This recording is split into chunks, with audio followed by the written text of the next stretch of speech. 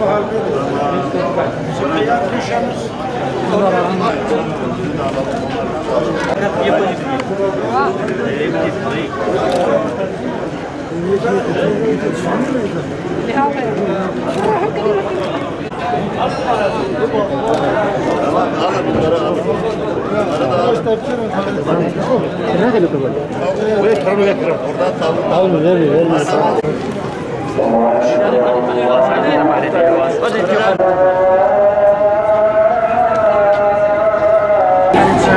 bugün belediye başkanlığımız tarafından özellikle köylerdeki küçük üreticilerimizin temiz, hijyenik bir ortamda, daha düzgün bir ortamda ürünlerini rahatlıkla satabileceği, tüketiciye ulaştırabileceği bir semt pazarımız açılışında bir aradayız.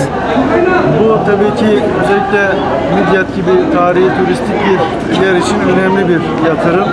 Biz özellikle küçük üreticimize bu noktada destek olduğu için belediye başkanımıza teşekkür ediyoruz.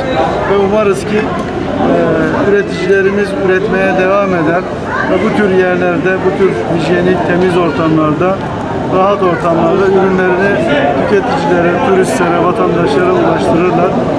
Tabii ki vatandaşımız daha önce gayri hijyenik ortamda istemediğimiz görüntülerde ürünlerini satmak durumunda kalıyordu.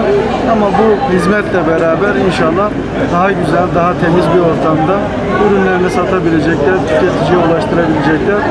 Bu hizmette emeği geçen başta belediye başkanımıza ve tüm belediye çalışanlarına, vatandaşlarımız, üreticilerimiz, çiftçilerimiz adına ben teşekkür ediyorum. Başarılı çalışmalarının devamı. Sağ olun, çok teşekkür ederiz. Burası bildiğiniz gibi daha önce belediyeye ait oto yıkama yeriydi. Mahalleli komşular rahatsız oluyorlardı.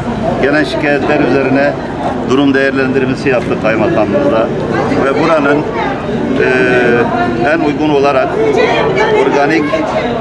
organik köy ürünleri pazarın olabileceği kanaatine vardık. Biz belediye olarak burayı projelendirdik ve bugün de değerli Midyat Kaymakamı ve protokolle beraber açılışını yaptık.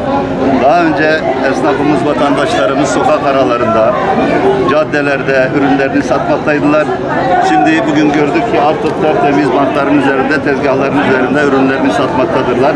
Ben Midyat'ımıza hayırlı olmasını temenni ediyorum ve inşallah bu tür pazar yerlerini mahallelerde de çoğaltmaya çalışacağız. Evet, teşekkür ediyorum tekrar arkadaşlarımıza. Hayırlı olsun.